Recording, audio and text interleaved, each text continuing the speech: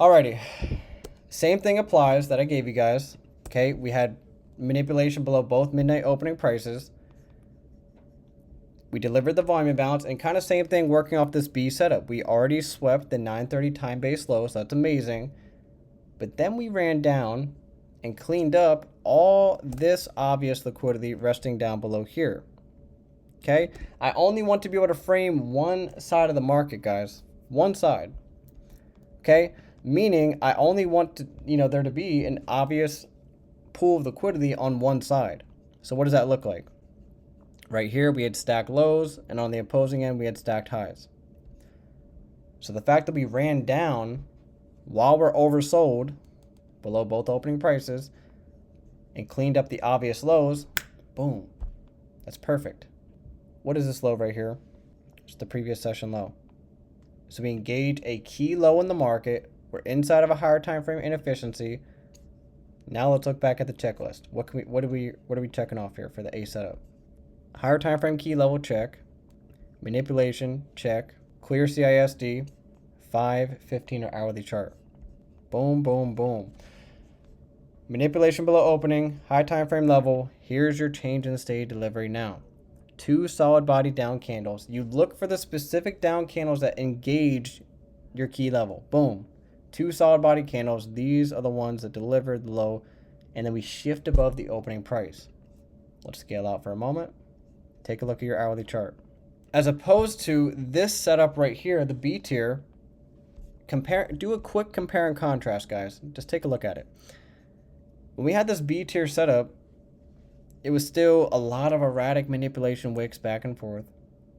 Okay? Obviously, the B setups still work, and B setups will work a lot of times for your evals. Okay? But it's just not going to be as high win rate taking B setups. That's all. This one, you can see on the hourly chart what happens. We create a large wick to the downside, cleaning up all these wicks, all the lows, right? All the wick lows. And then what happens? We create a large wick again. Oh, what about that wick, man? Guess what? Boom. Do your measurements on this, guys, which I already did for you yesterday. You'll find that we tag right to 25%. What do I tell you guys? 25% is the real sweet spot for a Model 3 of the wick on the higher time frame. 50% is your last line of defense. You don't want to see a huge rush below 50% of the wick that you're looking at, right? So we can cross off wick theory. On the previous setup, we couldn't do that. Okay, even the clear change of state delivery was a little wacky because by the time we got the change of state delivery, the targets were already being hit. Okay. So these two we couldn't check off on the previous setup. On this setup, we can. Wick theory is good to go. Worked in the wick. We had a clear change of state on the 5-minute like I showed you. Again, all these are checked off. Now we look for the timing element coupled with the light bulb expansion. Now it's time to go down to our 1-minute chart now that we've done all the outlook on the higher time frame, guys. Okay? So, let me make it easier to be visible here. Here's the deal, guys. What do we have at hand here? Right whenever we opened at 12 o'clock, we're utilizing basically the 12 o'clock hourly candle opening, right? 12 o'clock, let's go back up to the hourly chart so you guys can really see this. What do? We open on this hourly candle, we manipulate, tagging the key level. That's how I know the setup's probably going to work because we created PO3 on an hourly time frame basis. That's what I want to be in tune with model number 3.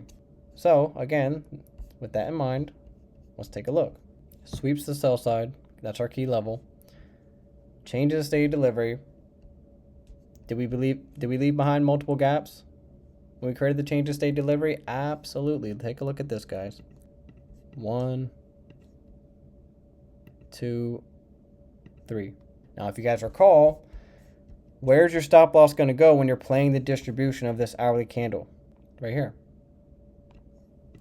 You cover all 3 fair value gaps. Pretty much everything's checked off on the checklist. Again, you always want to have this beside you guys. Always.